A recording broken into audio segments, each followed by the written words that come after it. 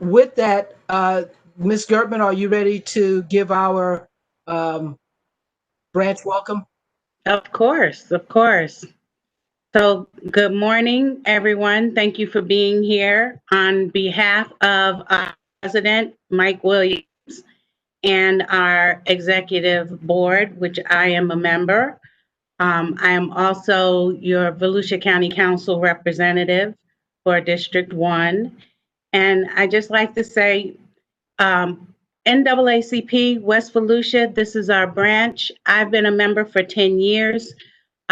We are active in our community. We have members from every aspect of the community. We stay engaged.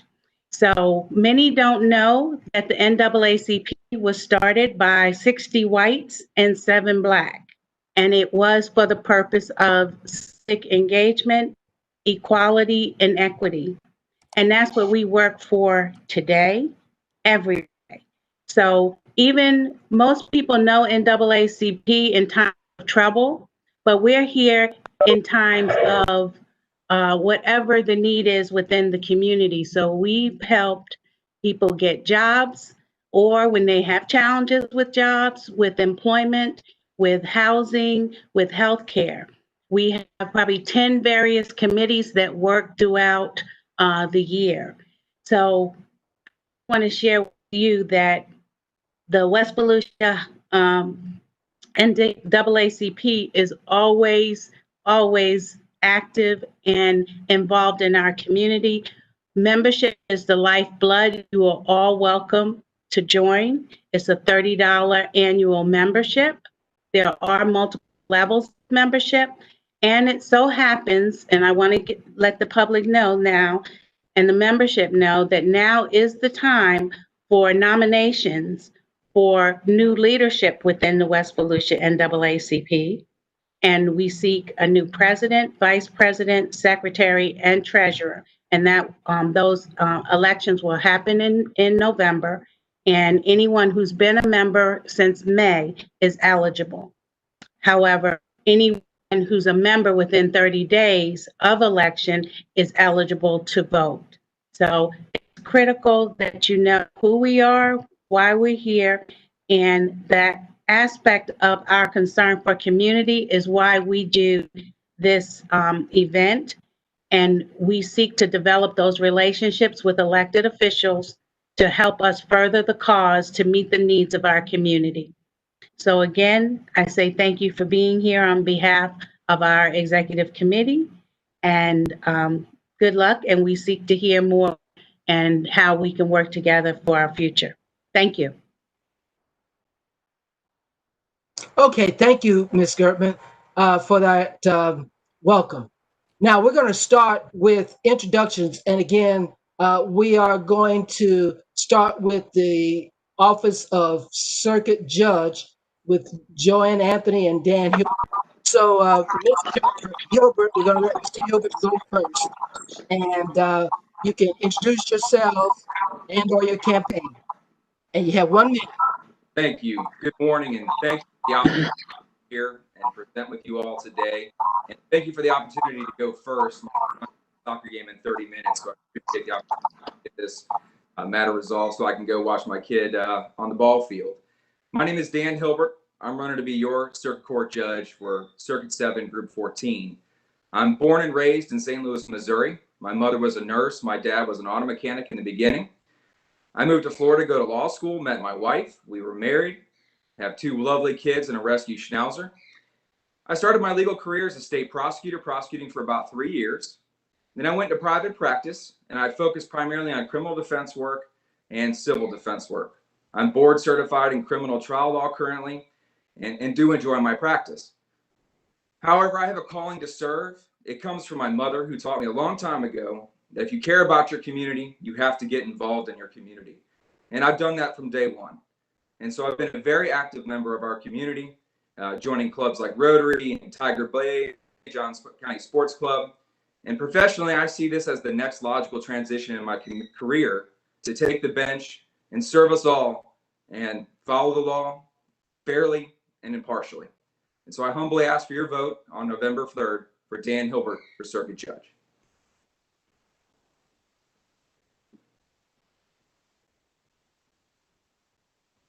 All right, I'm sorry, the alarm went off, but I was muted somehow, so you didn't hear the. All right, so our next person to introduce themselves is Ms. Joanne Anthony. Yes, good morning, everyone. First off, I want to thank the West NAACP for this invitation. It's a great forum. My name is Joan Anthony. I have been practicing for over 30 years. I have two wonderful children, Diamond, D-Y-M-O-N-D, Anthony, who is gainfully employed as an attorney working for a federal judge in Augusta, Georgia. My son, he is employed by Halifax Hospital after graduating from UCF. My practice has consisted of family law, probate, criminal, and civil defense. My office is located in the heart of Daytona Beach. I was born and raised in Jamaica, and my family believed that a better life for us would be in the United States. So my father brought us over here from the United States, and I came here when I was 12 years old and decided that I can serve by being an attorney. So I'm hoping and praying that you will cast your vote for Joan Anthony on November the 3rd. I am a stunts, Larry, did you push that button? I heard it. All right, I got the important part in. Thank you. All right, thank you. All right, the next person to introduce themselves will be the West Volusia Hospital Authority, and we have Ms. Jennifer Cohen and Judy Craig. And let's see, Ms. Cohen, you're here, so why don't you go first? Thank you, Larry. So, yes, my name is Jennifer Cohen, and I am running for a seat on the West Volusia Hospital Authority, Group B, Seat 1. And I am a local business owner. I live and work in DeLand, Florida. I graduated with my associate's degree in business administration. I have my bachelor degree in accounting from the University of Central Florida. And I have since graduation spent 10 years at a accounting firm, helping small business owners account for their finances and help them run their business. For the past 15 years, I have taken my education and my experience and helped my husband and I build a family-run auto transport company, which has kept us quite busy. I like to give back. I too like the investment in our community, my time and my effort. I'm a parent volunteer for the St. Barnabas Episcopal School. I had been a Girl Scouts troop leader for 5 years. I'm a member of the NAACP. Okay, all right, did you hear? It went off, Miss. Okay, thank you. All right, and next.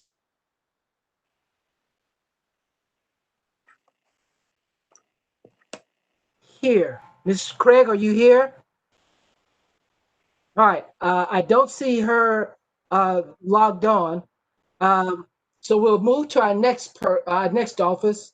Our next office is Deltona City Commission, and I don't see Dana McCool here either. So again, and if these people do log on, they will have an opportunity to answer questions. They log on later. All right, our next office is Volusia County Council with Deb Denny's and Mr. Jeff Brower. And so Ms.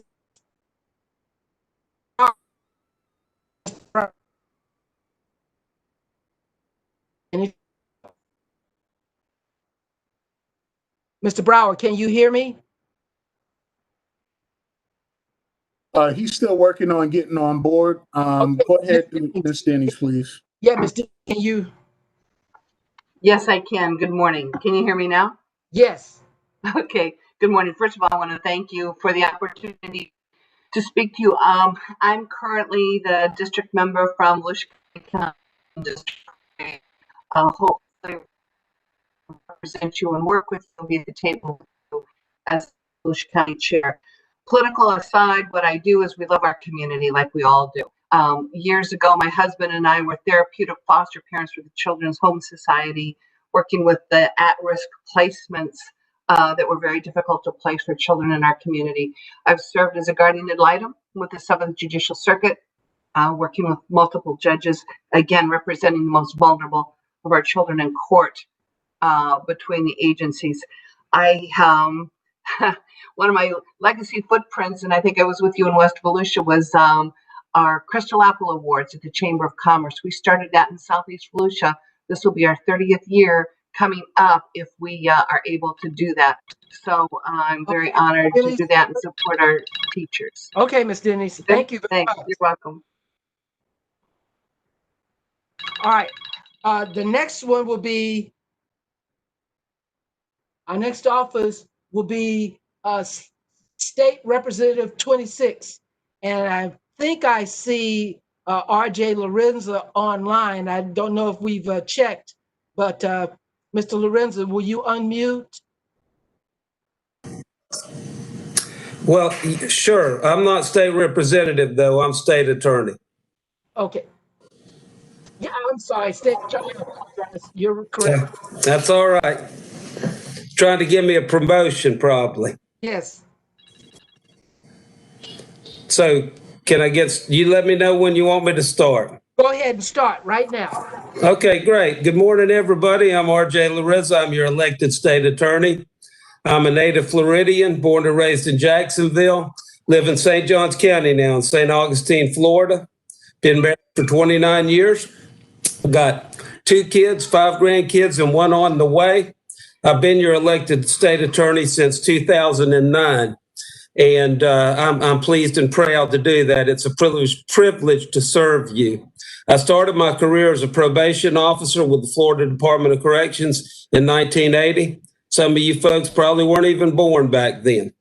I went into law school in 1993, got out in 96, started prosecuting, did that for 6 years, 6 years in private practice, then became your elected state attorney. Your safety and the safety of your family, your friends, your neighbors, and our communities that's my mission and my duty. And thank you for the opportunity to be here today. All right. So perfect timing. Our next one is State Representative District 26, Mr. Henry. So, Mr. Henry. Good morning. I spent about 30 years of my life working over in DeLand at an agency called the House Next Door, where we did all type of counseling and working with at-risk children. During that time, I spent 6 years on the Daytona Beach City Commission as a city commissioner, and I spent 2 years in the Florida House of Representatives. I am a father of 4 children, all are grown, so that's a good thing. One lives with me, one of my sons, and it's an interesting arrangement when you got an adult son living with you. But it was great serving in the Florida House, where I was able to pass a bill where Dr. Mary McLeod Bethune will become the first African American to represent the state of Florida in Statuary Hall. I'm ready to go back to Tallahassee. I have unfinished business there, so I'm really fired up and ready to go. And I'll ask for your support to send me back to Tallahassee. Thank you. Time. Thank you, Mr. Henry. All right, our next one is going to be State Representative District 27. And then after that, we have U.S. Congress District 6. So the next one will be Ms. Guthrie. And we also need to add William Sell, who's with the Berry City Council as well. Okay. Good morning. My name is Dolores Guzman and candidate for Florida State House District 27. I thank the West Volusia NAACP for putting this forum together. Thank you for everyone being here. And I am running, I am sorry. I am a mom. I have 2 adult children, 3 beautiful grandchildren. I'm a caregiver for my mom. I was born in New York. I was raised in Puerto Rico. And I am running because I am tired of Tallahassee forgetting about our district. I want to be the representative of this district because I'm a fighter for the people in the district and the people of Florida. And they need a representative with the constituents' best interests at heart. With the COVID-19 pandemic has shed light on many problems in our state, mainly with our unemployment system. Now more than ever, we need legislators like me and Patrick in Tallahassee that want to set Florida on a better path forward. For more information about me, my website is dolores47.com. Thank you very much, and we'll talk later. Time. All right. So our next person will be Mr. Mr. Hill. No, I'm sorry, Mr. Sell for DeBerry City Council. Mr. Sell. Good morning, everybody. I'm Williams. I'm running for DeBerry City Council Seat 1. I was born and raised in Philadelphia. My parents and I, we moved down to Edgewater, Florida in 1986. I met my wife on a blind date in 2007. Moved into DeBerry in 2009. We got married at Gemini Springs Park here locally. And we do not have any children. We have 2 golden retrievers. Okay. All right. So I don't see a couple of other participants in right now, so they'll just miss the opportunity to introduce themselves at this point, and we'll just go on to the question and answer session. And again, our first set of questions will relate to Circuit Judge, and our participants are Joanne Anthony and Dan Hilbert. And since we let Mr. Hilbert go first with the introduction, we're going to let Mr. Anthony introduce the question. And basically, we can alternate questions. I'm going to ask one person the question, and then I'll ask your opponent that same question before we move on to the next question. All right? Got it. So, Miss Anthony, are you ready? Yes, sir. You have roughly 1 minute to answer each question. Okay. All right. So, Miss Anthony, let's see. Miss Anthony.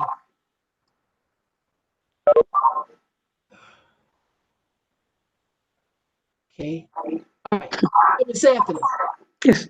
What do you consider to be the key problem issues that need? I'm sorry, I read the wrong question. I'm sorry.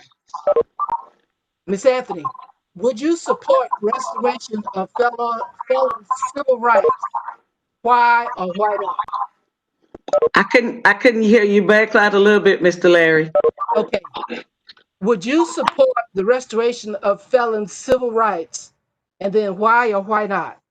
And just so you know, Mr. Larry, there are certain questions that we're not allowed to answer based on the judicial canon. So that question I'm have to respectfully decline to respond to with dignity. Okay. Give Mr. Hilbert the same opportunity, and I expect the same thing. But Mr. Hilbert, same question. Would you support restoration of felons' civil rights? Why or why not? And Ms. Anthony is correct. The judicial rules of canons of ethics prohibit us from commenting on certain questions like that. All we can really say is that we're going to follow the law with fairness and impartiality. Not a problem. I've got plenty of questions here. All right, Miss Anthony, what contributions would you make that speaks directly to the improvements in the Black community during your tenure? Again, I'll briefly respond to it, but as far as contributions, I'm always working in my community. I'm a hard worker. I, believe in. Got muted. Okay. Go ahead. Start. Okay. what I was saying is that I'll briefly respond. Again, we have to be careful what we say and how we say it. I am a community servant. So whatever I can do in my community, even when you become a judge, you still should be able to take the robe off and go and work in your community. And that is what I will continue to do when I take the bench. You got muted again. You muted me. I'm not touching anything. Someone keeps muting me. I don't know if it's me or, all right. I will give you one more shot at that same answer, and I apologize. Go ahead, give me that answer one more time. As I said, I will briefly speak on that. Again, there's certain things we have to be careful about what we say on this forum today. What I'm saying is I am a community servant. I faithfully serve in the community. So whatever I can do after I take the bench, I can take this robe off and still go in my community and actively work in my community so others can see that there's help in the community coming from a judge. Okay. All right. Mr. For you, what contributions would you make that speak directly to the improvements in the Black community during your tenure? So again, Ms. Anthony is correct. Judges have to remain fair and impartial and neutral in all matters that are existing in our community and that could come before the court. However, I think one of the things that a judge is allowed to do is to educate, to go out into the community and talk to them about the role of the judge, what the judge's role is on the bench in terms of following the law and not interpreting the law. And so I think at the end of the day, it's sort of demystifying the and making sure the community understands the role that we play in the justice system and our idea that we're going to apply the law fairly and impartially. All right. Looks like we have a third participant. Dana McCool should be in the lobby in the Vernon. Yes, Vernon? Ms. McCool. Yeah, you're supposed to be in the lobby until it's your turn. Good morning. Okay, good morning. So we'll get back to you, Ms. McCool. Yeah, we'll get back to you. Thank you. Okay. All right, and I didn't necessarily want Ms. McCool to hear the questions. Everybody's going to get the same set of questions. So, all right, next question. And again, Ms. Anthony, what have you done or will do to improve the economic, educational, social, or health conditions of Black West Volusians? Again, Mr. Mack, I know you were targeting certain demographic, and again, we have to be careful. Again, I am a staunch believer in community service. So not only West Volusia, but in their 7th Judicial Circuit, I will continue to serve and to make sure that I have a positive impact in the community, not so much, African American, but in their entire 7th Judicial Circuit, covering everyone, not just African Americans. So again, I've served faithfully in my church. I go out to the Kiwanis Club, Daytona Civitan Club, and continue to mentor students in the school system so we can keep them out of the system. We got to start when they're younger so that they can know not to make mistakes. So again, I'll continue to serve as much as we can and just continue to carry out the law fairly amongst everyone. All right, perfect. All right, and Mr. Hilbert, same question. What have you done or will do to improve the economic, educational, social, or health conditions of Black West Volusians? Well, we could certainly answer questions about our background and experience. So this question allows us to expound a little bit. I currently live in St. Johns County, but I could tell you that anytime our community asks for help, I am there. That includes building habitat homes for minorities in the areas of the west side of St. Johns County. I have traveled down to Daytona and lectured on mock trial at Bethune-Cookman. I helped sponsor a travel basketball team to go out and travel. It was an all-black basketball team.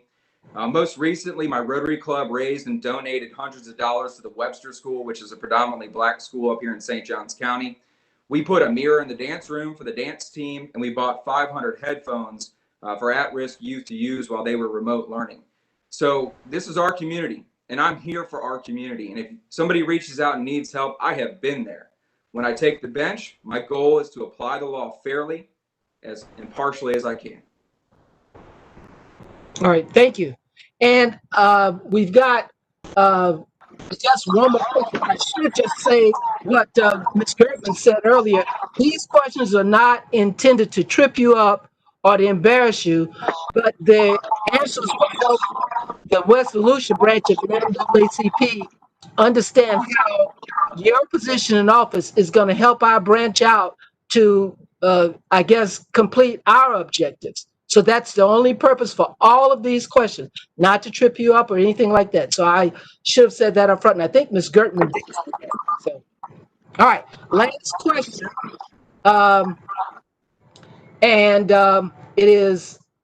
It is one of my favorites. And in regard to a lot of the protesting that's going on right now, the question is, what does the concept of Black Lives Matter mean to you? Anthony. Now, Mr. Mack, that's definitely one question that I certainly cannot answer. Okay. Okay, Mr. Hilbert, you probably have the same response. I have another question. All right. Last question for both of you. All right, Miss Anthony, if you win your race, how would you incorporate diversity and inclusion?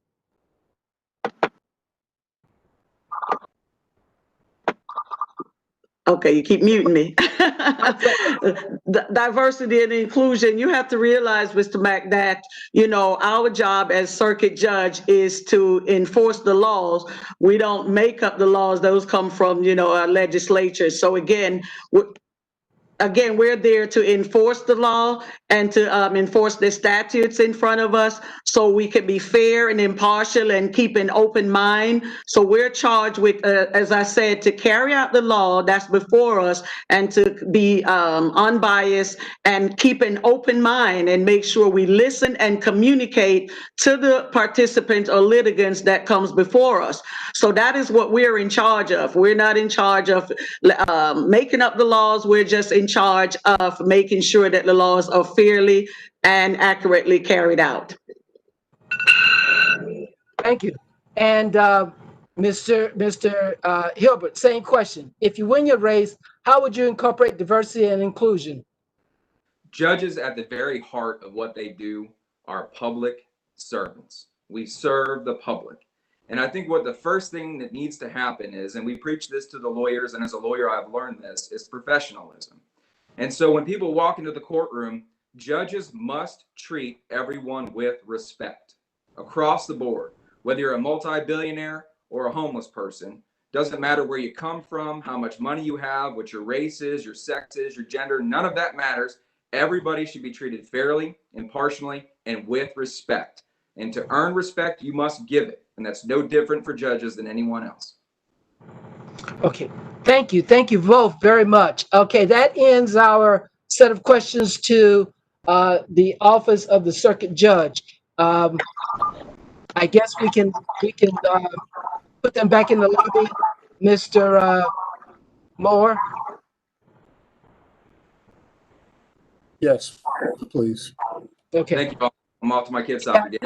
Thank you. Thank you guys so much. Have a good day. Stay safe. You too.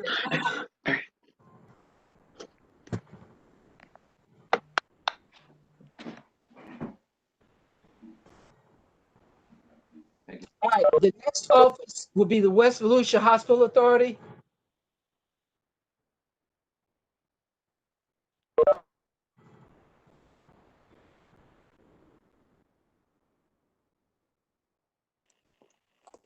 All right, so I have in the West Volusia Hospital Authority, Ms. Jennifer Cohen.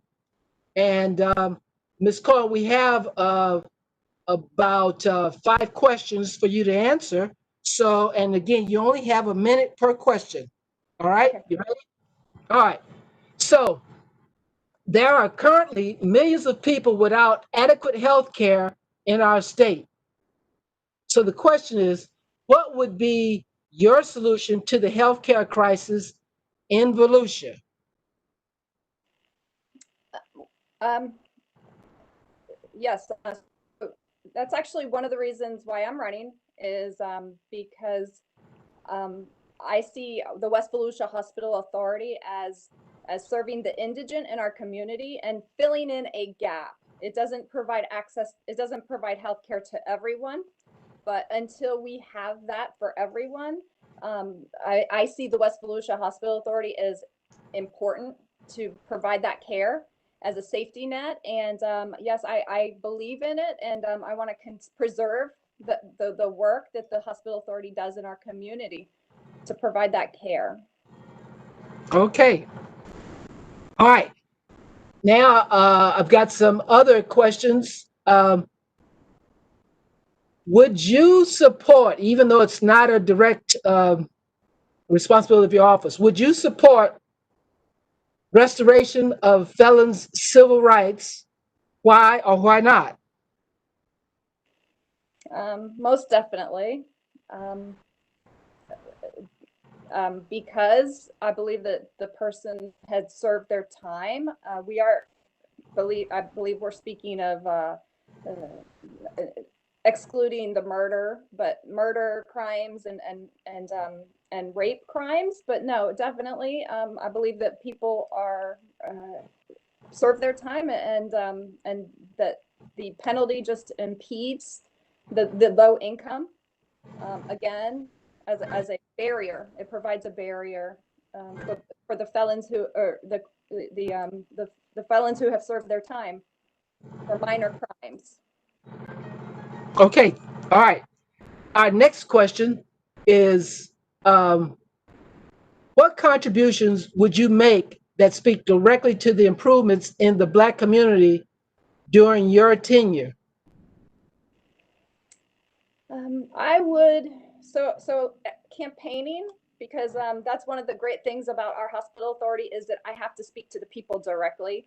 I am not, my position is not appointed from the governor into a person, into one individual. Instead, I am elected by the voters, and that actually is a great thing for our hospital authority. And in doing that, it's just I find myself doing more community education, and this is across all colors. I find myself not speaking about who I am and why I would benefit or why I'm best for the spot, but I find myself educating the citizens more so than anything about what it is. I just find a lack of community awareness. So I think awareness is your first level of making solid decisions to make something better. People have to all be aware and educated. Okay. Okay. All right. Thank you very much for that response. Okay. Now, our next question is, and again, I probably should have said this at the very beginning. Your responses is not, we're not trying to get to trip you up on any of the responses. We're simply trying to find out how your responses will help our branch do our job in the future. So our next question is, what have you done or will do to improve the economic, educational, social, or health conditions of Black West Volusians? I will, as a board member, I am committed to accountability and transparency of the board. West Volusia Hospital. Well, the West Volusia Hospital Authority does directly serve um, the indigent community. And I would, as a board member, I am committed to accountability and transparency. However, I want to do that to keep the hospital authority around for many, many years until we don't no longer need the services, and healthcare is affordable to all of us. Okay, all right. All right. And now this last one has a very lengthy lead, so bear with me. Our economic development team is responsible for helping members in the community to find jobs by hosting job fairs, help members in the community to obtain home ownership by hosting ownership workshops, help members in the community to obtain financial literacy by having financial wellness and investment workshops, and encourage entrepreneurship. So the question is, once you obtain your position in office, what can you do to help us achieve these goals? This would be me personally. So outside of the board, I would, I have been intrigued on the entrepreneur side in mentoring. I know that that's been something that you've talked about in your meetings, and I am interested in helping in any aspect about business ownership. I have 10 years of watching and helping people grow businesses, and that is obviously what I took my experience and did on for me personally. So I would definitely be engaged and willing to help, reach out to any entrepreneur that needs that help and assistance. Okay, all right. Well, thank you very much, Ms. Cohen, and we appreciate your participation, and good luck. All right. All right, so Okay, Larry. I'm sorry, Larry, just 1 second. I want to see if we can get Jeff Brower's audio working properly. Just 1 second.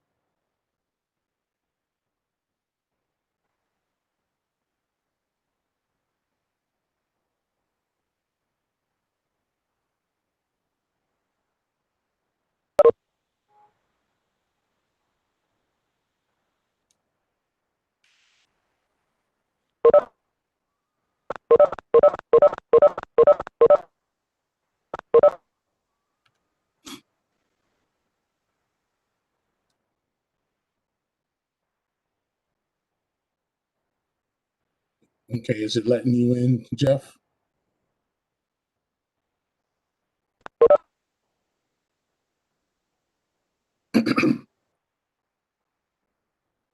Okay.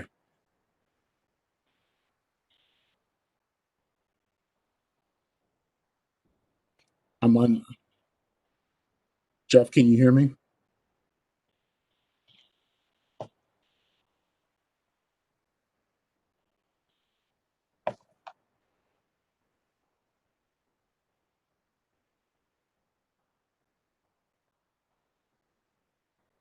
Okay, I apologize.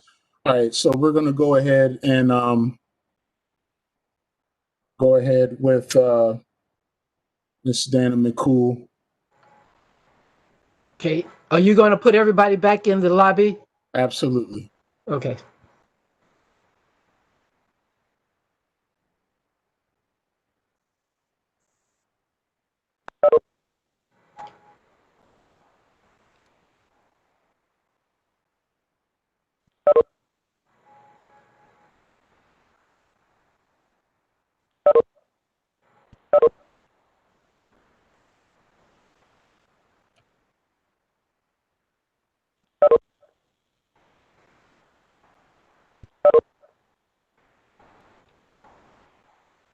Okay, go ahead, Larry. Okay. Um, well, okay, so we're going to keep both. Okay, so Ms. McCool, okay. And I'll say this up front, your responses, we're not looking to trip you on your responses. So we're simply looking for how your responses will help our branch accomplish our goals in the future. That's it. All right. So I'm going to start out with yours, my favorite one here. If you win the race, how would you incorporate diversity and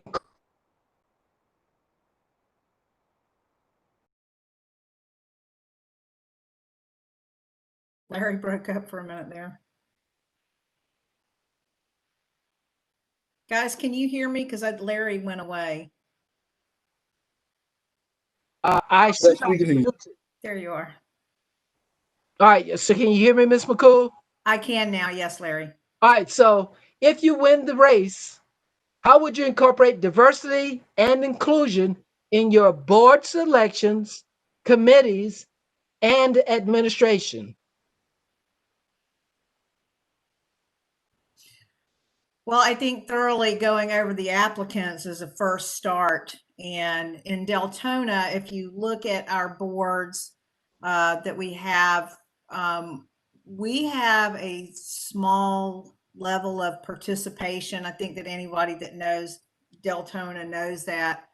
And I think that as far as inclusion goes, that's including everyone. I don't discount anyone on, I don't discount anyone on race. That's not, where I'm at. I want qualified candidates that want to move forward with Deltona.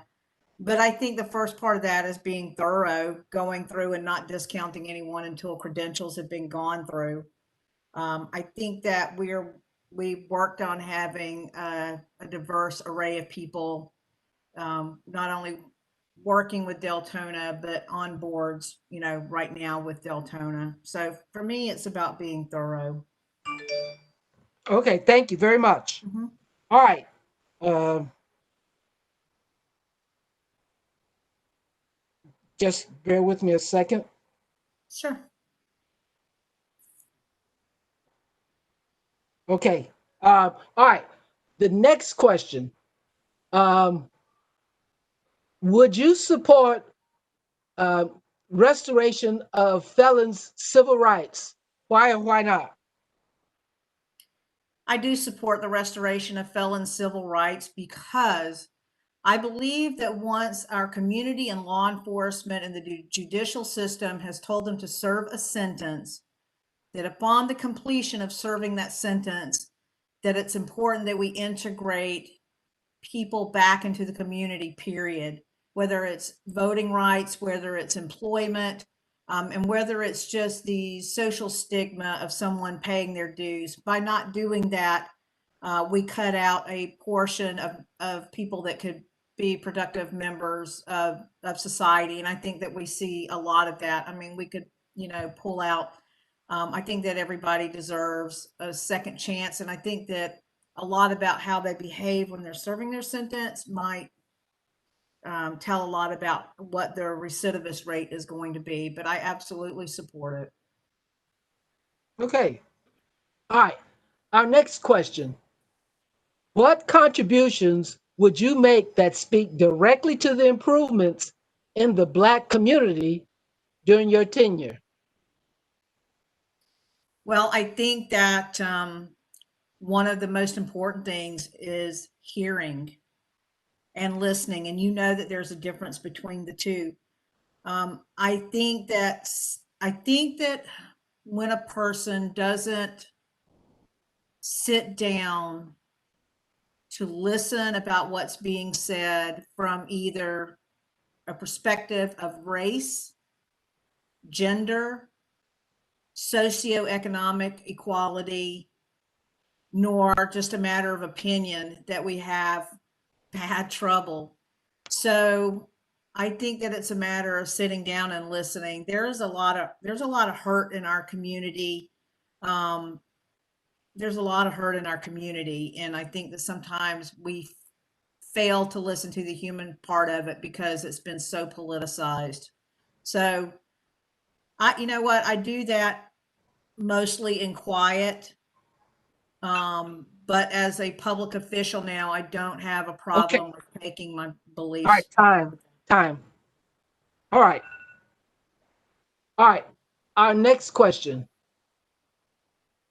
What have you done or will do to improve the economic, educational, social, or health conditions of Black West Volusians?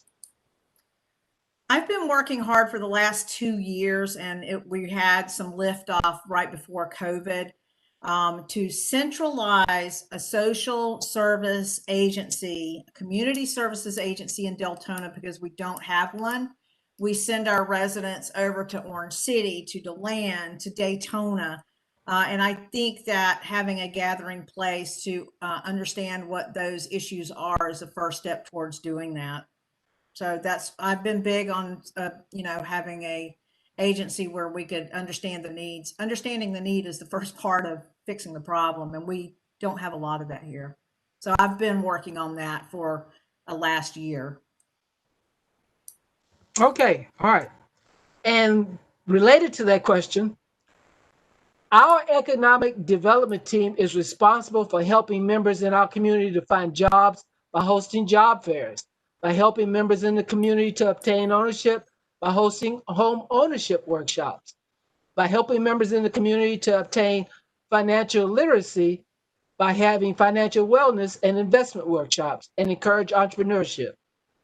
So therefore, the question is, once you obtain your position in office, what can you do to help us to achieve this goal?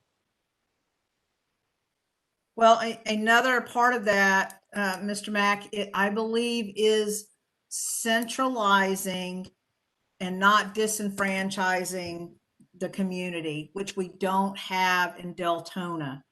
I know that we have Angelia over in our community affairs department right now, but she's one woman and she really works hard on the SHIP program. And she works hard where she can on the social program. But until we centralize those social services, and I'm just getting into the economic development, because I sit on a board before I was appointed. I had the nonprofit Deltona Strong. I work with them. So I'm getting my feet under me as far as economic development goes, but as part of that, I think it's very important, again, for us to centralize that community service so that we can understand the needs in a one place. All right. Perfect time, Ms. McCool. All right, Mr. Moore. I think Ms. McCool has given us 5 responses. And I thank you for participating, Ms. McCool, and I guess we can put her back in the lobby. Our next participant will be Mr. Sell from the DeBerry City Council.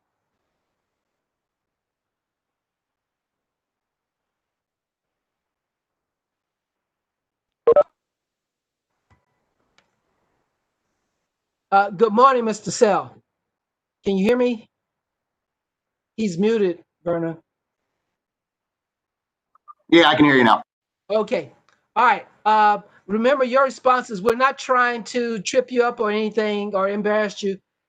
Your responses are simply to help us as the West Volusia branch of NAACP figure out how you can help us do our job. Okay.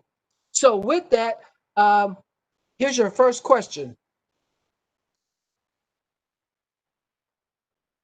What have you done to improve, what have you done or will do to improve the economic, educational, social, health, or health conditions of Black West Volusians? Did you hear that? Do I need to repeat that question? I heard the question. Okay. Yes, go ahead. That's it. So living in DeBerry, we have a population of about 20,000 folks. 3.7% of our population is made up of, how do you say it, colored people. So I've been to about 8 years of meetings at the city of DeBerry, and I've never had an issue brought up or heard an issue brought up. Myself, I went to school in Philadelphia, and I went to a vocational educational program for 4 years. Half my time was spent in high school, half my time was spent at Votech. So I learned to work with my hands. As far as school goes, here in Volusia County, my wife was a school teacher for 20 years, she's retired. We desperately need a vocational education program. I think it starts when you're young. I think you need to make a decision whether you're going to go to college, learn to be a doctor or a lawyer, IT, or if you're going to go to vocational education and learn to work with your hands, and you'll always have a job. All right. Thank you, Mr. Sell. Now, I have a question very closely related to that. Our economic development team is responsible for helping members in the community to find jobs by posting job fairs, helping members in the community to obtain home ownership by hosting home ownership workshops, helping members in the community to obtain financial literacy by having financial wellness and investment workshops, and also to encourage entrepreneurship. So therefore, the question is, once you obtain your position in office, what can you do to help us to achieve this goal? DeBerry doesn't have any large meeting areas like Deltona has the center. I don't know why DeBerry won't work with Deltona more to utilize the center for job fairs. Most of our folks in West Volusia County, they go down 1792, they get on I-4 and they go to Orlando to work. We have very few jobs over here. Amazon just opened up. They'll employ about 600 people. I think that's great. Again, I think we need to work with other cities together and utilize all our resources to help get people on their feet with affordable housing. Home ownership is amazing. And I think that instills pride in people when they go and they own a home. I think that's important for everybody. I really just think that all the cities in West Volusia County need to work together towards a goal to improve everybody's quality of life on this side of the county. All right, thank you. Perfect timing. All right. Now, what would you support restoration of felons' civil rights? Why or why not? Absolutely and correctly. I don't think because you do something stupid when you're 18 that eliminates your voice and your opinion for the rest of your life. I know currently now, apparently you have to pay restitution. Once you pay your restitution, you have the ability to vote again. I'm not sure how I feel about that, honestly. I think if you do have restitution to pay, you should be able to pay it, but sometimes you're in prison your whole life. I don't know where you find that money at immediately. I think there maybe need to be a program for that too. As long as you're in the green and you're paying off your restitution, you should be able to vote. I think every American should have the right to vote. I think if you lose that right, I think you should be able to work hard to get that right back. All right. All right, thank you. And the last question, if you win the race, if you win the race, how would you incorporate diversity and inclusion in your board selections, your committees, and administrations in DeBerry? Growing up in Philadelphia for 16 years, I don't see color. I haven't seen color going to school. I don't see color anymore. I am a proponent of those who are most qualified. If you want to be on a board, it's a great opportunity. It's a stepping stone to learn government, see how things work. I just don't care about your skin color. I care about the person. If you're qualified, if I think you're the right fit, it's yours. Okay, all right. Okay, that completes our questions for Mr. Sell.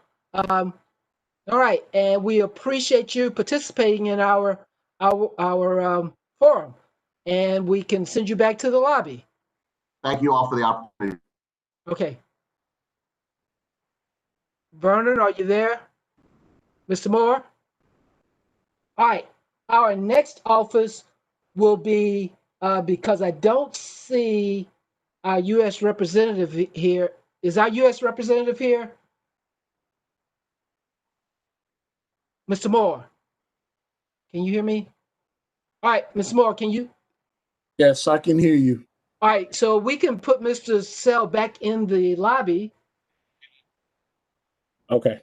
And our next office is I've got here because we don't have. I'm not sure how we did this, but our next office should be our Next office is Volusia County Council. okay, how we did this, but our next here because we don't have. Not sure how we. All right, Mr. Sell is Mr. Sell back in the lobby? Yes, he's back in the lobby. All right, so our next office is Volusia County Council, and we'll let Jeff Brower. Can he hear us, Mr. Brower? Jeff Brower will be dialing in. You'll be able to see him on video, and he's going to dial in because his audio issues. Okay, it looks like Miss Denny's is muted. Can we unmute Miss Denny's and I'll ask her the first question? Miss Denny's can unmute herself. Okay, Miss Denny's, can you hear me? On video, and he's going to dial in. Okay, yes. All right, so Miss Denny's. Okay. All right. So our first question is, would you support restoration of felons' civil rights? Why or why not? Well, it's not an issue that we deal with at the county, and it's an important issue. It's a sensitive issue, and I think the most important thing in looking and reviewing cases is that it's a rule of law, and it looks like you're looking at some of them case by case. I'm not a lawyer, so I don't want you to think that I am, but I definitely think that we need to balance the scales of justice and look at those on a case by case basis. I would definitely support that. Okay. And you said Mr. Brower. Can you, hopefully Mr. Brower is muted. Mr. Brower, would you support restoration of felons' civil rights? Why or why not?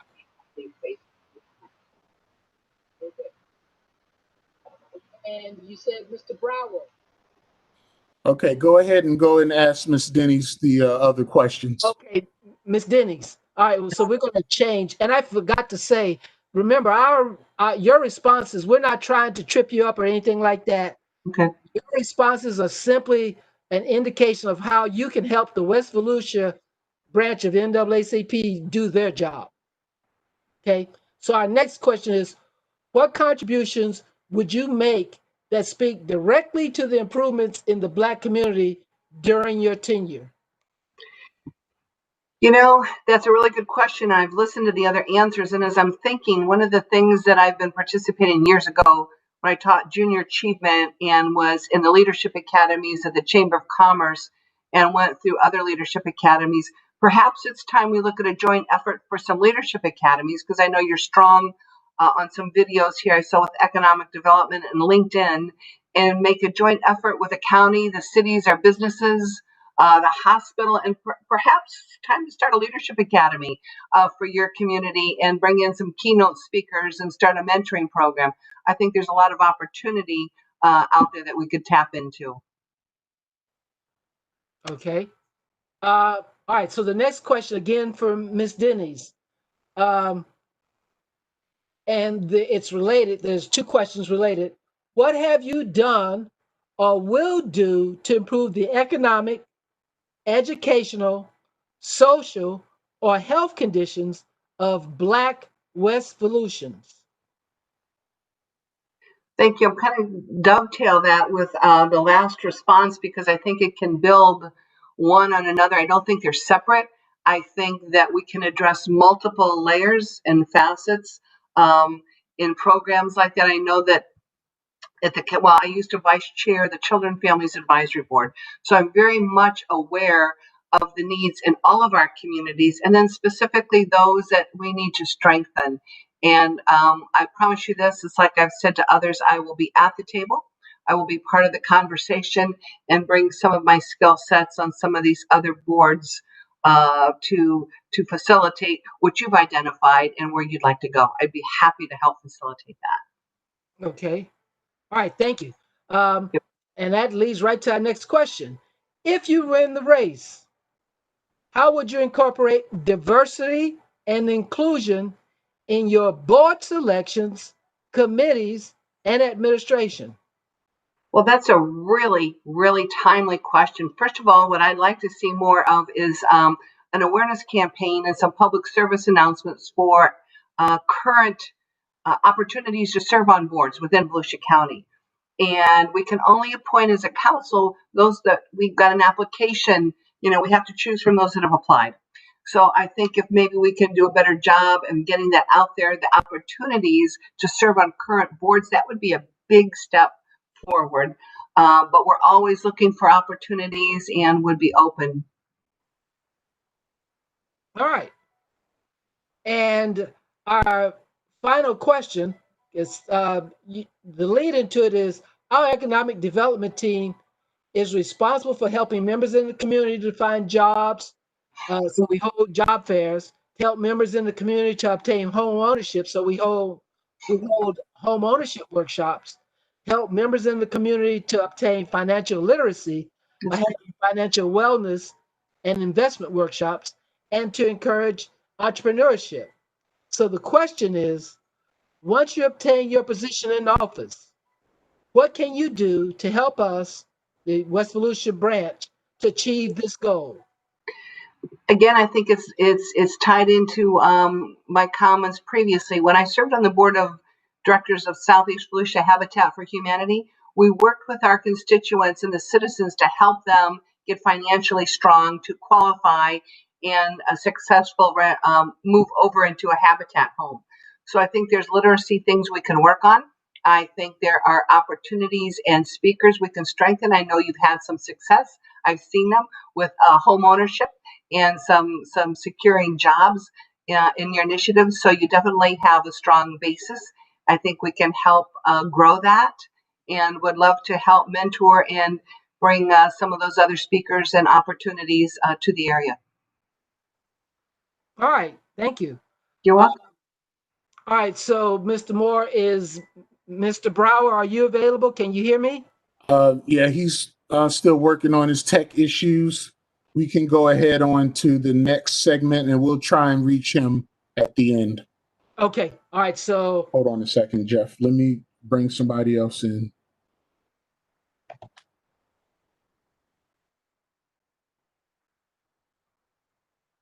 And our next segment is State Attorney, Section 5.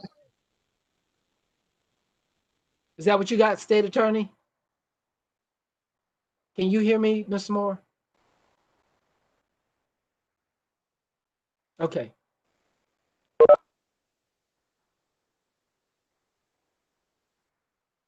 I don't see him, and Mr. Lorizzo, can you hear me? Yes, I can hear you. Let me hit the video. Okay. Okay.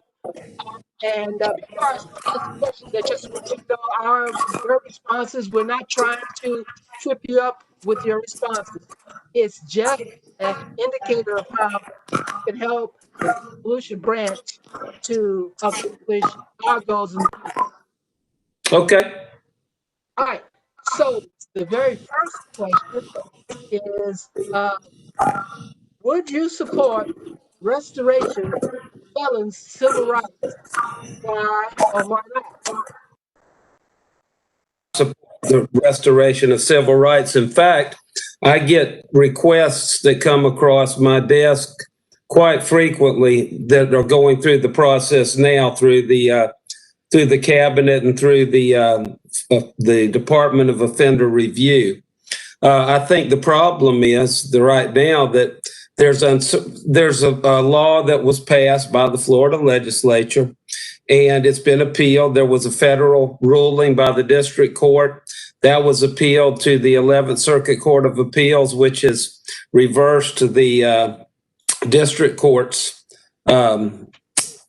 ruling on how it should be applied in Florida. So that's still pending. I think that the petitioners have requested an en banc or a hearing of all the justices of the 11th Circuit Court of Appeals. So while there's uncertainty, I guess, on how the law is going to be applied, I've made it clear I'll work with the clerk's office and with the judiciary to try and help if something is tried locally to move the process along.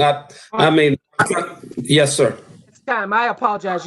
You have Sure. on each question. Okay, I got you. Here's one of my favorites. What does the concept of Black Lives Matter mean to you? Well, I believe that in the sanctity of life.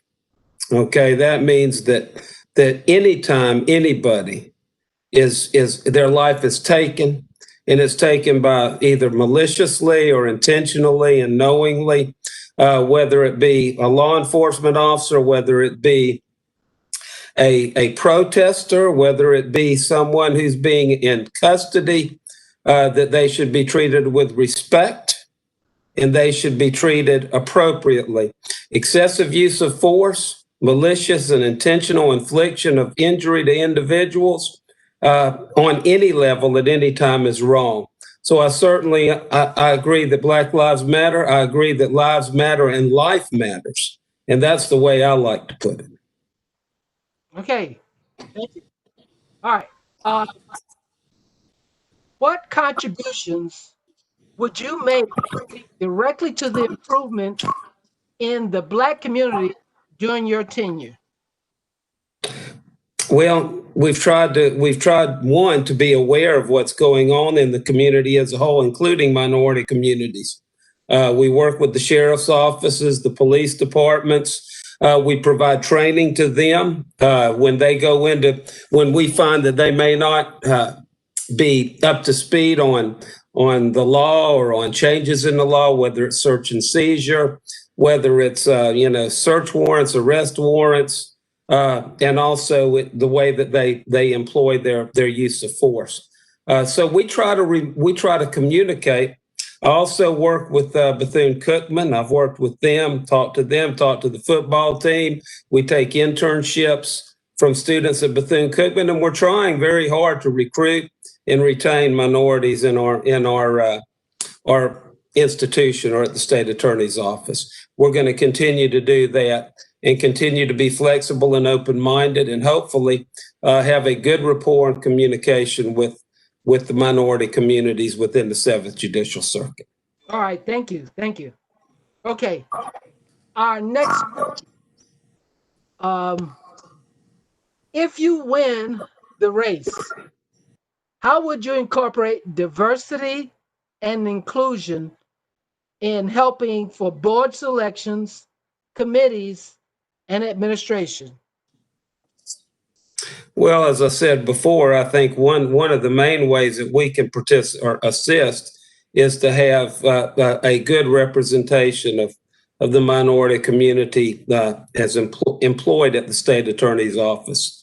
Also, I mean, trying to make opportunities available through internships. I mean, if we can help folks to learn more about how to become board certified or how to improve upon their educational opportunities by experiencing the state attorney's office and the programs we have to offer, then I think that's also a way that, I mean, opening up doors and opening up points of view and perceptions and just giving folks an opportunity. And, we certainly want to do that and try to do that, and we'll continue to do that at the state attorney's office.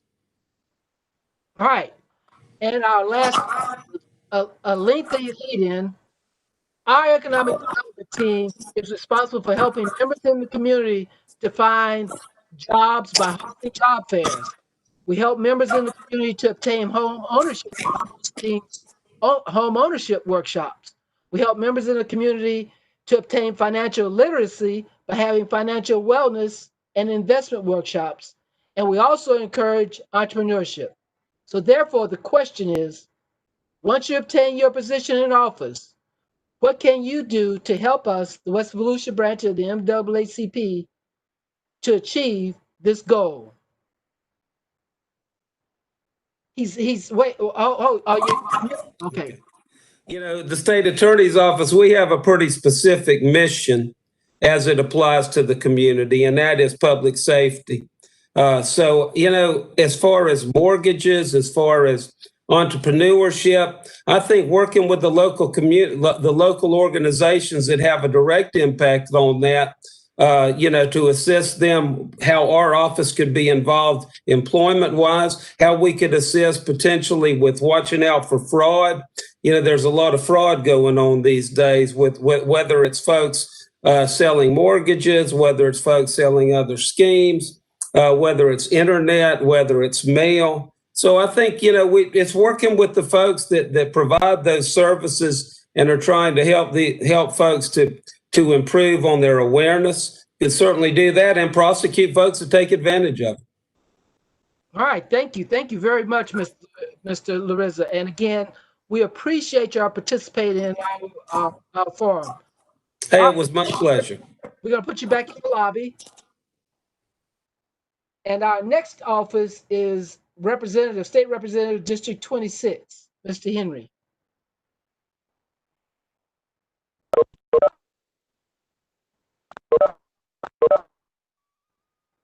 Okay, we got Miss. Yeah, sorry about that. Okay.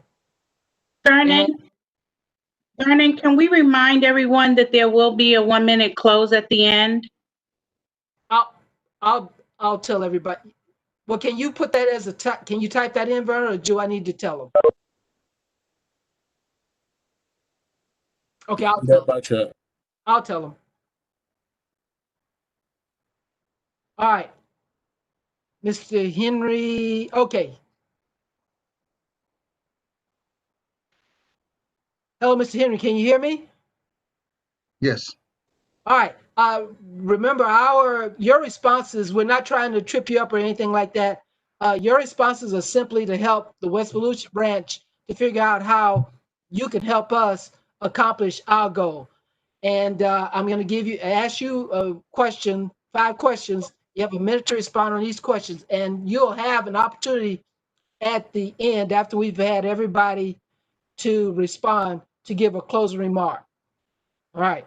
So our first question is, our economic development team is responsible for helping members in the community to find jobs by hosting job fairs, helping members in the community to obtain home ownership by hosting home ownership workshops, helping members in the community to obtain financial literacy by having financial wellness and investment workshops, and encourage entrepreneurship.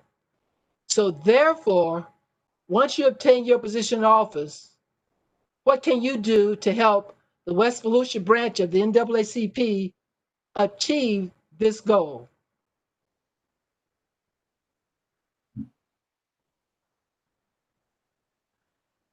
Well, it's a couple of ways we can go about doing this. One of the main ways we can go about doing it is as it relates to affordable housing. Every year, the state of Florida allocates about $600 million to a fund called the Sadarsky Fund to help communities with affordable housing all across the state. But unfortunately, over the last 20 years, the Republican House has taken that money and did other things with. So the first thing we'll do, we will advocate for that money to more of that money to come down to the cities. Number 2, we could easily file an appropriation bill to help the resource centers and some of the community centers where those programs that you want to do could be done right there in those centers. So that's a couple ways that we can help you achieve those goals. All right, thank you. And our next question is related. What have you done or will do to improve the economic, educational, social, or health conditions of Black West Volusians? Well, I was speaking Blacks in general and across the board. It's just a travesty that the state of Florida has refused to take the Medicaid expansion money for affordable health care. And I've heard many of the Democratic reps around the state saying that we're going to make that a big push this year. Also, as it relates to education, we're going to make a big push for more money to come to our public education, because the state of Florida has demonstrated over the last 10 years that they're willing to fund profit charter schools and underfund public education. So those are some of the ways we can help you achieve that. All right, thank you. All right, if you win the race, how would you incorporate diversity and inclusion in your selections of boards, committees, and administration? Well, Larry, I think that's a simple question, and we need to do this across America. I think boards and committees need to represent the general population. And what we see in America now on most boards is they're only represented by the majority. It definitely needs to be a mixture. And any boards that I appoint or anything that I do that relates to that would be a mixture, as well as gender and race. Okay, very good. All right. Last two questions. What would you support restoration of felons' civil rights? Why or why not? Absolutely, 100% I would. When Charlie Crist was in office, he came in and with a stroke of a pen, he gave the felons their rights back. Right behind him come Rick Scott, and he takes them away. And DeSantis has followed suit and making it very difficult, even after we voted on Amendment 4 to restore these felons' rights. It's wrong. There's no any way you look at it. It's voter suppression.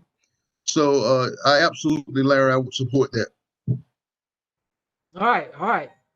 And our last question, what does, I mean, with all these protestings going on, what does the concept of Black Lives Matter mean to you?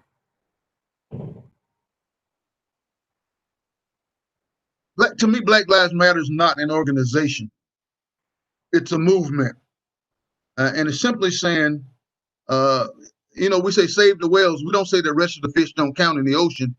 Basically, we're saying we understand that all lives matter, but right now we're identifying that in America there's systematic racism in the judicial system, in the work system, in the healthcare system when it relates to Black people.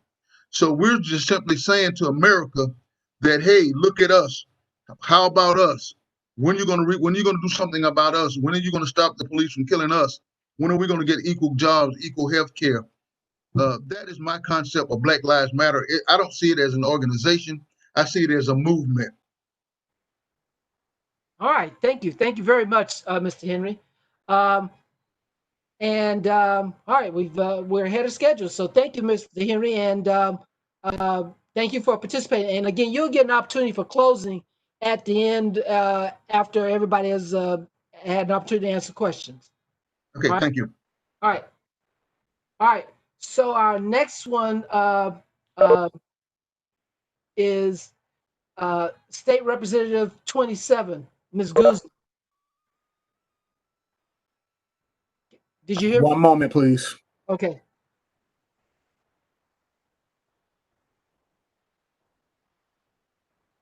Okay, real quick check. Jeff Brower, I have you off mute. Can you hear me? I can hear you just fine. Awesome, great. Okay. Oh my gosh. Okay, great. All right, so real quick, let's go ahead and have Jeff Brower do his introduction and his 5 questions, please. Oh, wow. All right, so Mr. Brower, we're going to give you 6 minutes, a minute for your introduction, and you can talk about your campaign, and then I'll let you know when the minute's up, and then I'll ask you a question, and you'll have roughly 1 minute per question to answer. And remember, your response, your answer to your question is not so that we can try to trip you up. It's simply an opportunity for the West Volusia branch of the NAACP to figure out how you can help us do our job. So, and at the end of your question and answers, don't leave, because you'll get an opportunity to close after everybody has had an opportunity to address our questions. Okay, thank you. All right, so why don't you go ahead and introduce yourself? Well, for doing this, thank you for trying so hard, Vernon Moore, to get me connected. My name is Jeff Brower. I am running for Volusia County Chair. I'm a lifelong resident of Volusia County. I love our home here.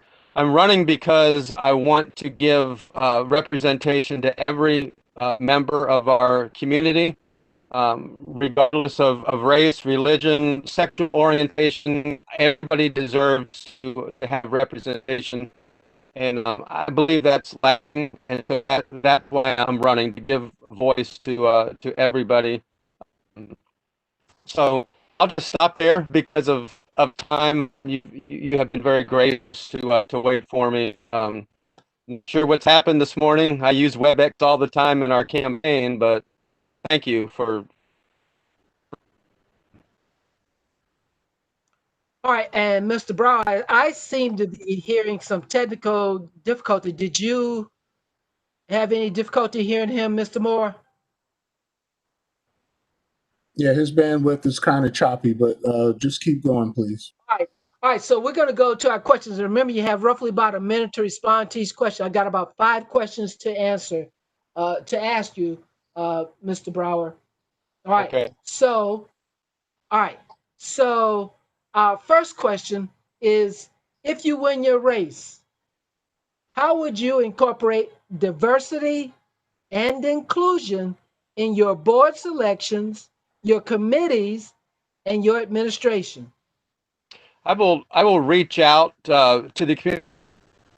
I'll reach out to every part of our community. I don't really think we do a very good job of that now. So I think we need to find some new ways to reach everybody in Volusia when there are opportunities like that, through better use of Facebook, better use of the NAACP, so that we can include you and let you know when opportunities arise. And I suspect that Barb Gertman is probably doing, but we need, number one, we need to look for the very best candidates, and if we're leaving out minority candidates. So we have to do a better job. What I will do is personally reach out. I've already said that I will have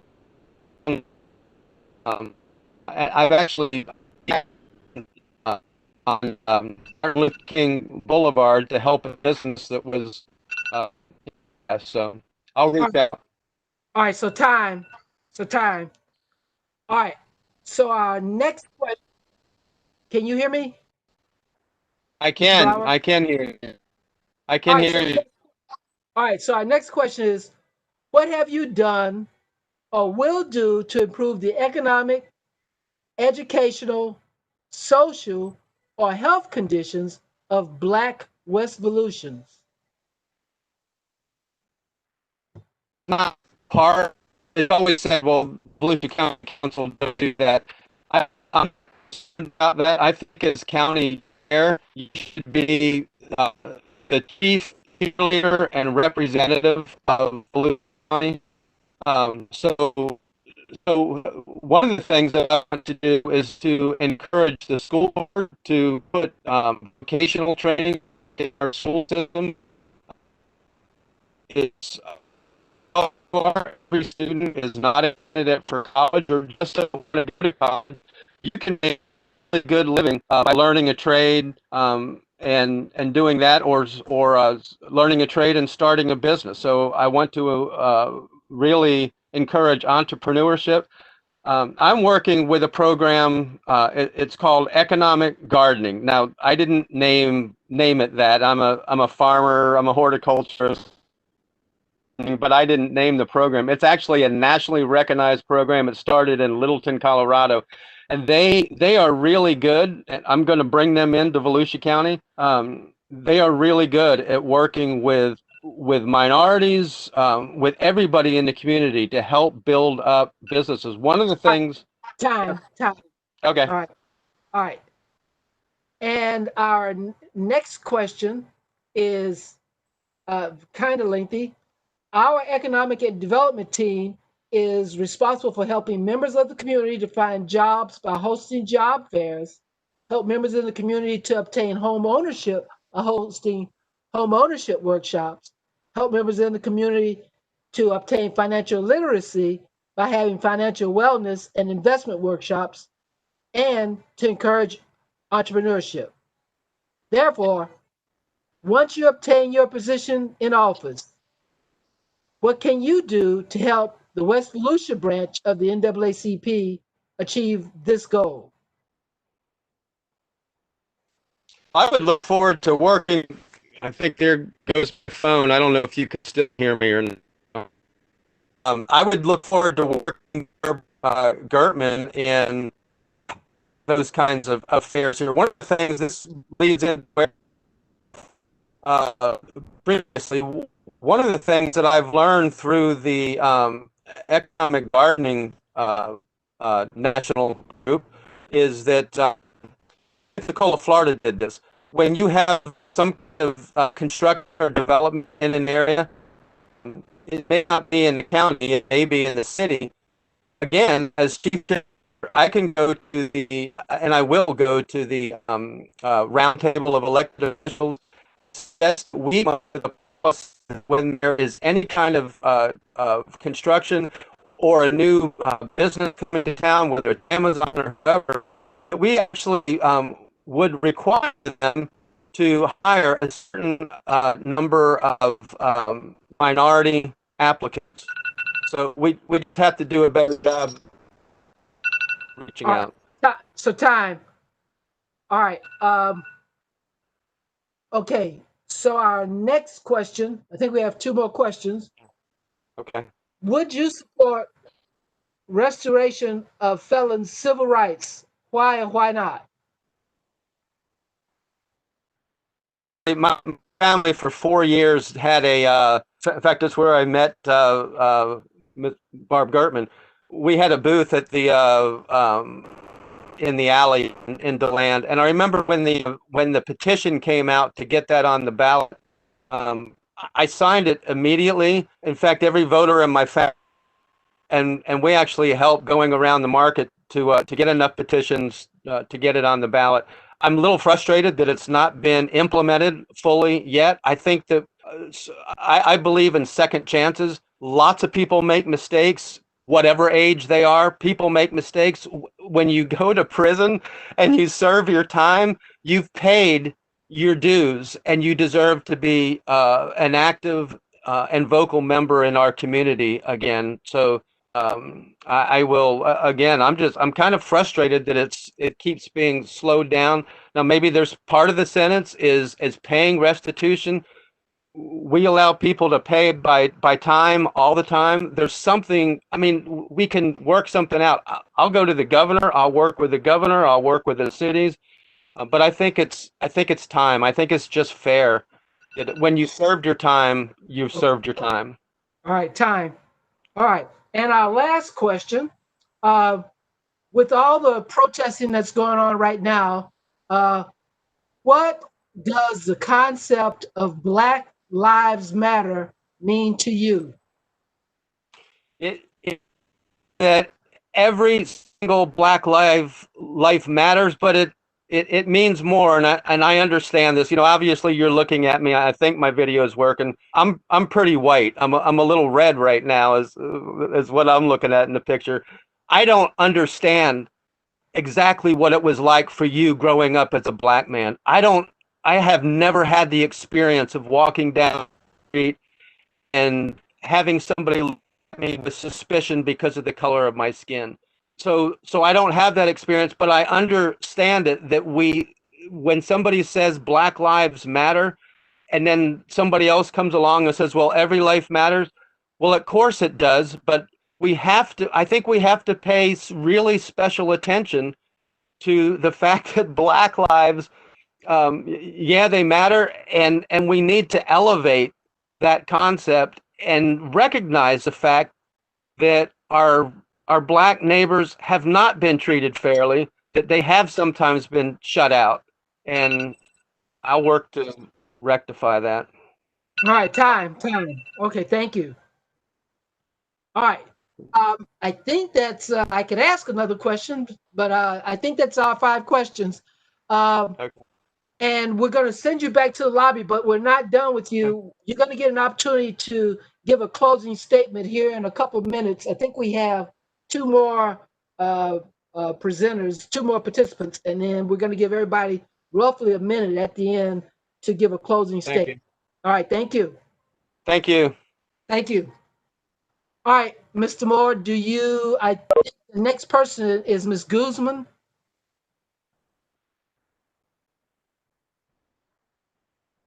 Vernon, can you hear me? Okay.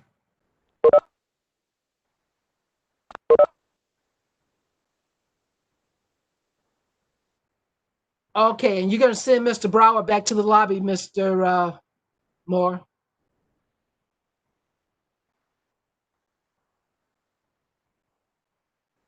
All right. Ms. Guzman, can you hear me?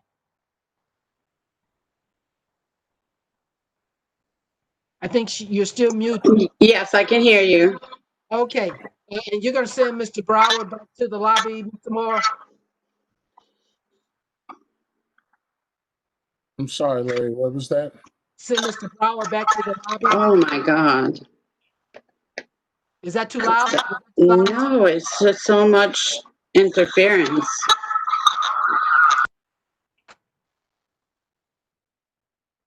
Okay, Larry, go ahead and do Mr. Guzman, please. All right, so Ms. Guzman, all right. So our first question, and remember, we're not trying to trip you up on your responses. Our purpose for asking these questions is so that you give the West Volusia branch of the NAACP an indication of how we can accomplish our job. And it sounds like you're still having audible. You have with your volume. Do I need to turn mine down? Ms. Guzman, is mine too loud? I can't understand what you're saying. I'm sorry. Okay, can you hear me now? I can hear you, but there's so much background noise.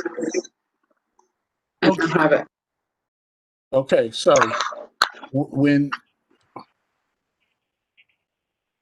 the moderator is speaking, okay, you will be on mute. Okay, and when Ms. Guzman is speaking, the moderator will be on mute. Okay, it has to be one person talking, one person unmuting, okay, while the other person is speaking. Okay, so we can prevent the background noise. Okay, all right, thank you. Okay, Ms. Guzman. All right. So, what do Yeah, you did you get consider? the email with the invitation? Did you get the email with the invitation? Are you, Mr. Moore? Are you talking to me or Ms. Guzman? Okay, I think that was a. All right. So, Ms. Guzman, what do you consider are the key problematic issues that need to be addressed in District 27, and how would you solve those problems?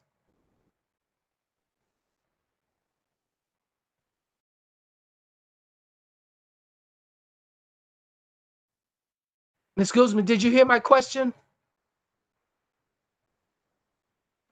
Okay, I heard what are the problematic issues? Okay.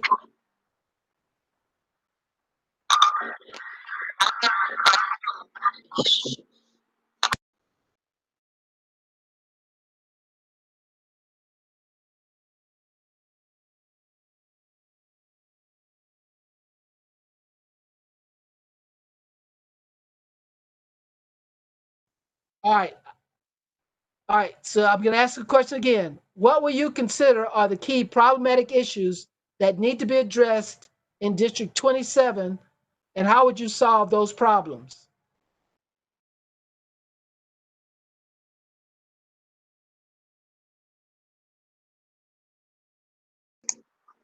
Okay, some of the problematic issues in District 27, the majority that I've been talking to the different cities is groundwater pollution. It's so much echo.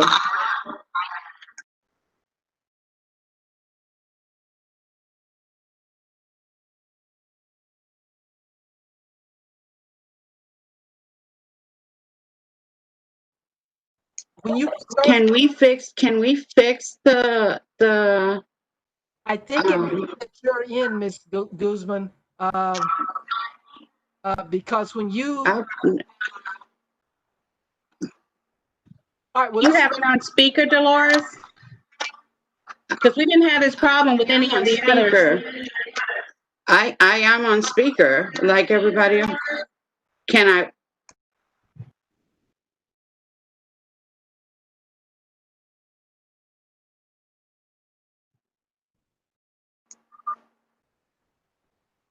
Vernon, and is there anything that can be done to reduce the static?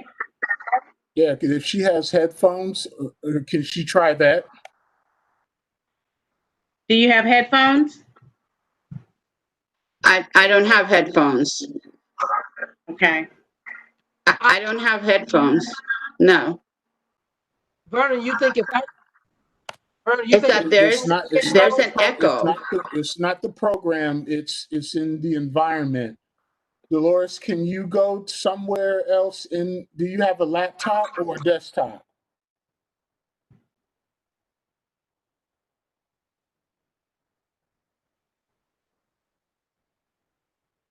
I have a laptop.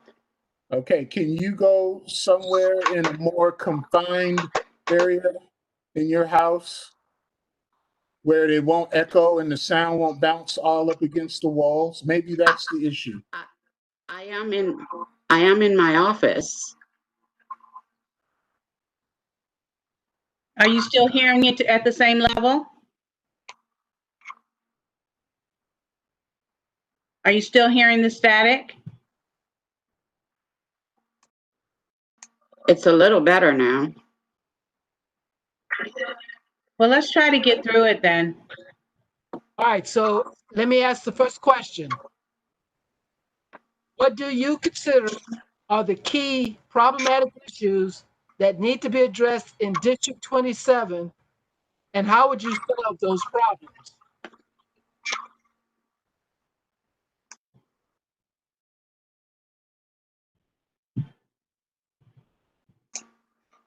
Okay, in my visits to the different cities and District 27, I have found that the cities have a lot of stormwater issues, groundwater problems. We need septic tanks need to be replaced. See, that's just too much.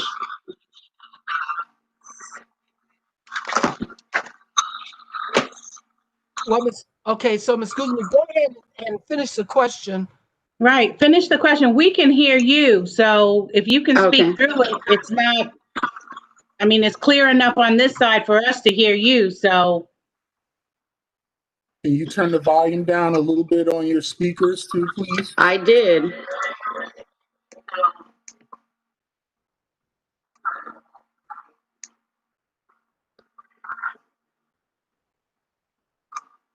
All right, so you want to finish answering that question, or did you want me to? Okay, so there is a lot of issues with the groundwater and clean water, and the different cities need resources. And as a legislator, I will try to bring resources and appropriate money for the different cities to implement a system that they can every year fix an area with their stormwater and their septic tanks and replace, put people on sewer instead of septic tanks. The pipes are collapsing and the pipes are corroded in the inside, and we need to start replacing those.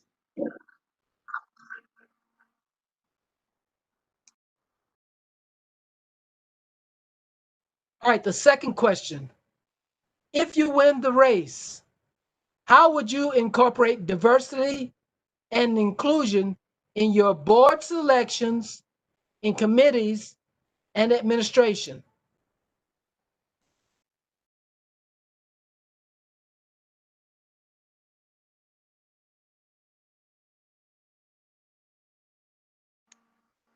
I will make sure that the candidates that apply for the different boards that we will be, they will be eligible for applying on those committees, on those boards, making sure that they're all diverse, that they represent the communities. I can't do this.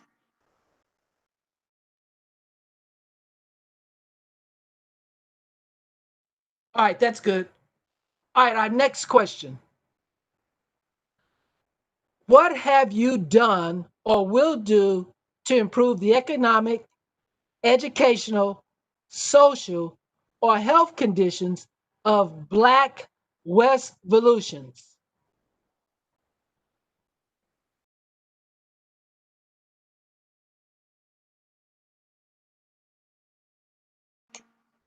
Okay, for the past 20 years that I've been here in West Volusia, I've been been engaged in the healthcare community, and the past 4 years, been in the West Volusia Hospital Authority, making sure that people have access to healthcare. And when a person has access to healthcare, their total environment changes, their finance and economic changes around them, because they are better, they can get out into the community and get a job, and that will improve their lives.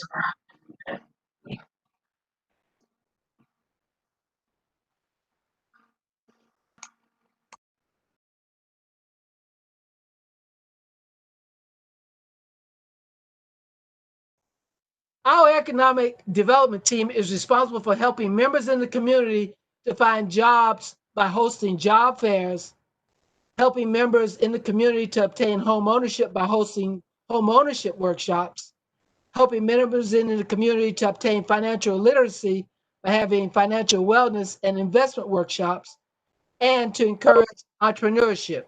Uh-oh. Did we lose her, Mr. Moore? Yeah, it looks like she's gone. Okay. Okay. How about for Congress District 7? Is Mr. Curtis here?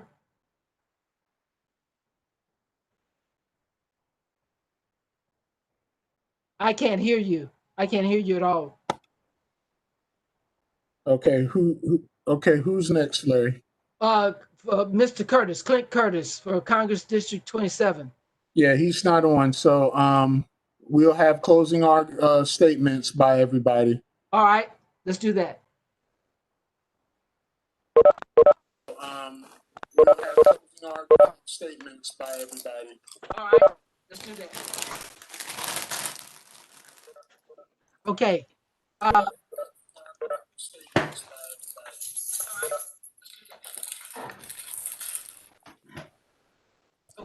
Okay. So here's an opportunity for closing statements for everybody. And let's just go. We'll start. So here's an opportunity for closing statements for everybody. And all right, so we'll start with, we'll just go from left to right. We'll start with Ms. McCool. We'll go to Ms. Cohen. We'll go to Ms. Anthony. We'll go to Mr. Henry afterwards, and then Mr. Larissa, and then Mr. Brower, if that's okay with everybody. All right. So the first closing statement, and again, you only have roughly about a minute for your closing statement. It is time. So we're going to start with Ms. McCool.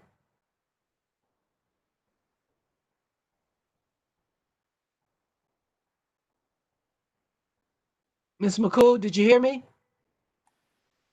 I did. I was just trying to wait to unmute myself. Thank you all for participating. I love serving. Did you hear me? I did. I'm speaking. I did. I was just trying to wait to unmute myself. Thank you all for participating. I love serving. I did. I'm speaking. There's a lot of repeat going on here. So I'm going to focus and I'm going to get through this. Thank you Somebody all has very their much for live allowing on. me. If you would turn that down, because I think that's what's happening. Somebody was watching it live. So if you would turn that down, because we're hearing that in the recording. Thank you. I think that's what's happening. Somebody was watching it live. So who is that? Who's that? Okay, we're good. Thank you. Is that better? Are we good, guys? Yes, go ahead, Ms. McCool. Okay, thank you so much. I just wanted to say thank you for the invitation and allowing me to participate. I love my community. I've been very, very involved with my community for a couple of years now. And I just really want to take the next 4 years to evolve our community, to continue the good work that I started with Deltona Strong, to make sure that we're an inclusive community and to make sure that we're taking care of our children's resources. So thank you all very much. It's good seeing you all. I appreciate so very much you letting me have this time.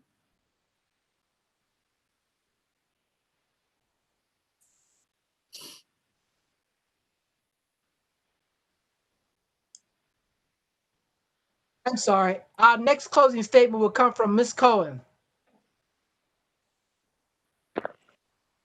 Thank you. Thank you, Larry. So yes, with this pandemic, this is a critical time, and the West Volusia Hospital Authority is more important than ever. Some of our candidates are running with the mission to defund the authority, and I am committed to preserving the work, the work accomplished in our community by the WVHA. And I also am committed to upholding our values that we have as a people to take care of one another. And that's including our most vulnerable and our weakest members in our community.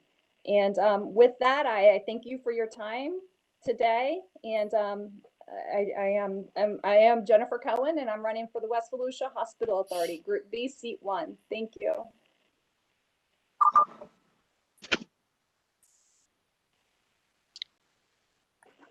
Mr. Larry, you need to unmute yourself. I'm sorry. Our next closing statement will come from Ms. Dennis.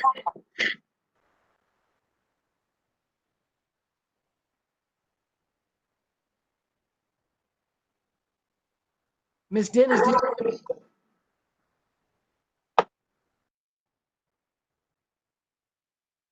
Okay. Ms. Dennis, did you hear me? I did, sir. I did.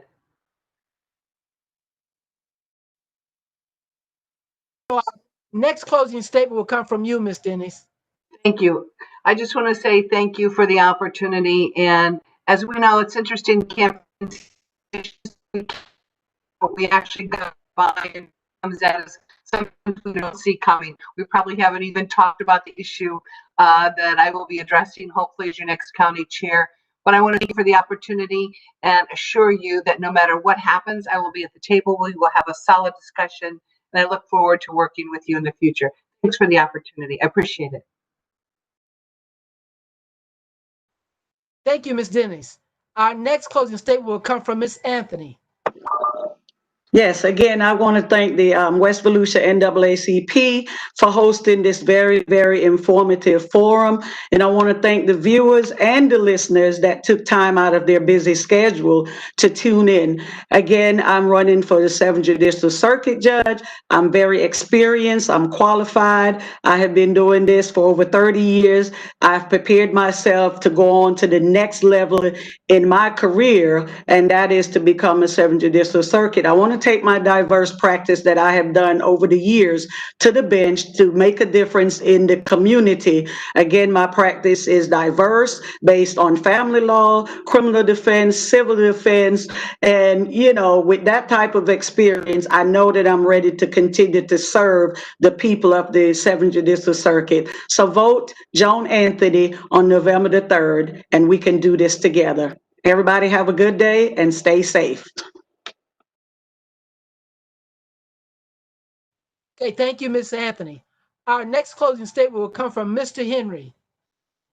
Thank you. Just thank you for the opportunity to present to you guys today. And I want to remind everybody that your president, Mike Williams, worked with me to pass a historic bill where we have a Harry and Harry T. Moore Day in Volusia County.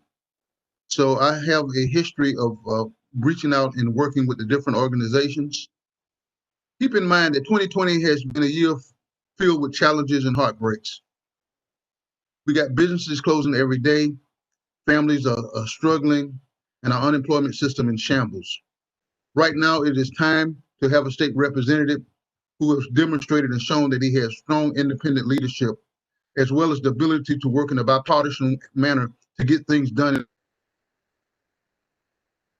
Who's watching this, that I want you to send me back to Tallahassee as your state representative for District 26 so we can finish the unfinished business that we have in Tallahassee. Again, thank you. All right, thank you, Mr. Henry. Our next closing statement will come from a Mr. Larissa.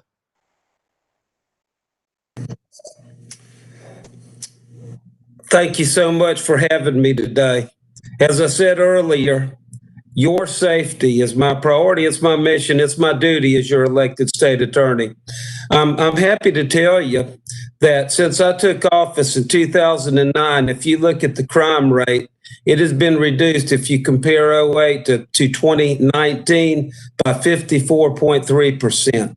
The number of arrests have been virtually cut in half since I've taken office. Communities are better. Communities are safer.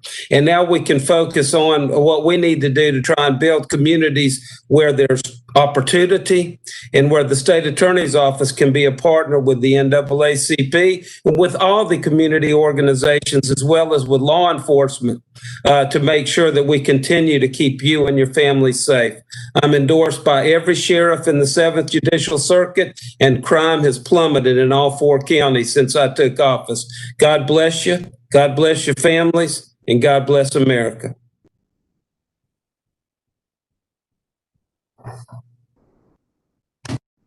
And our last closing statement will come from a Mr. Brower.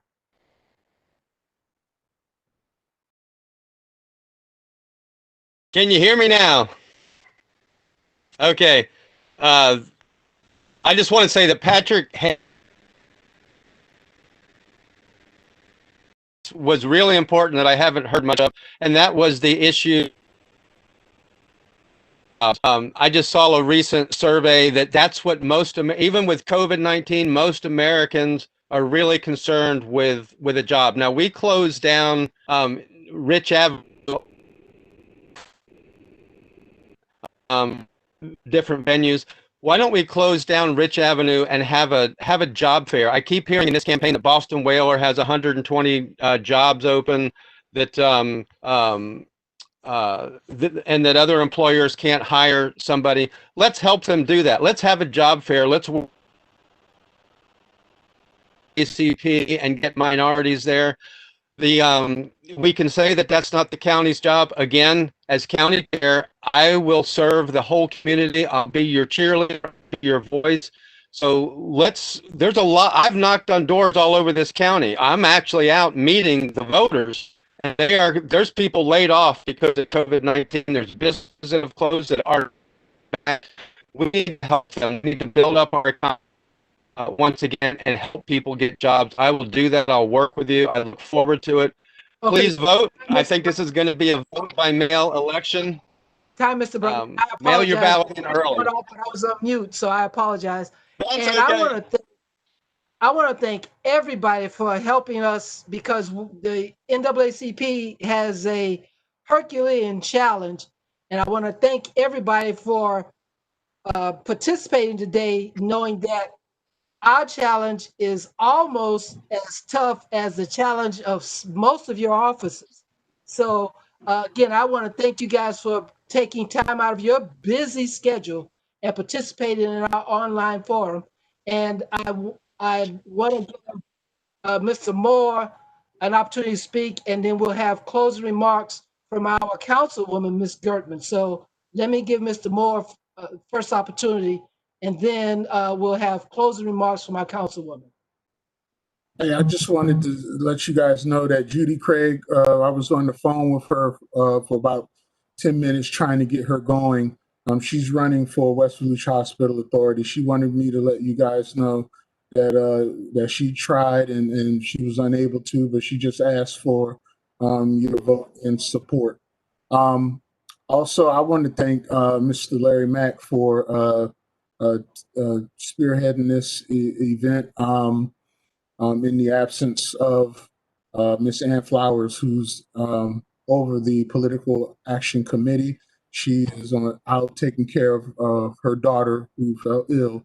But really great job. Thank you for doing this. And I want to thank all the candidates for participating as well, for being a part of this event. It's really important that we get our community engaged in politics and knowing who to vote for and being able to make an informed decision about who to vote for. So thank you again. And let's go ahead and have our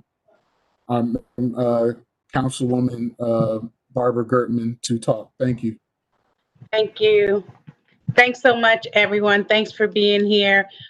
Especially, I thank you on behalf of our members and the public for being able to put a face to the candidacy. There are many people, you think everybody knows who you are and knows your face and knows your topics and concerns. But it's these forums in different environments that gives different populations an opportunity to see you, hear you, and get a sense of where you are with certain concerns throughout the community. I want to remind you that the NAACP, the West Volusia NAACP, the NAACP is a nonpartisan organization, and we fight for the rights to do the right thing the right time, and for the right reason, and to support everyone, but to especially ensure that there's equity and equality throughout our communities. So it is a volunteer effort, and it's just really important that people understand the culture and the reason for this organization. And it is about inclusivity.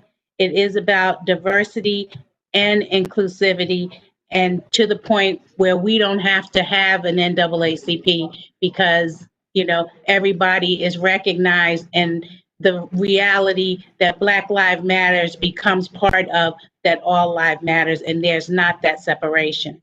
Until then, we still do what we have to do, and the struggle continues. So I thank you all for joining today. And if there's any questions or concerns, you can certainly always reach back to us at westvolusianaacp.org. Membership, again, there's a link there. It's a $30 membership annual, or you can become a lifetime member. There's different levels, and we always can use your support. I thank you, and have an awesome rest of your Saturday and weekend. Thank you, everybody. Thank you, Ms. Barb, for everything.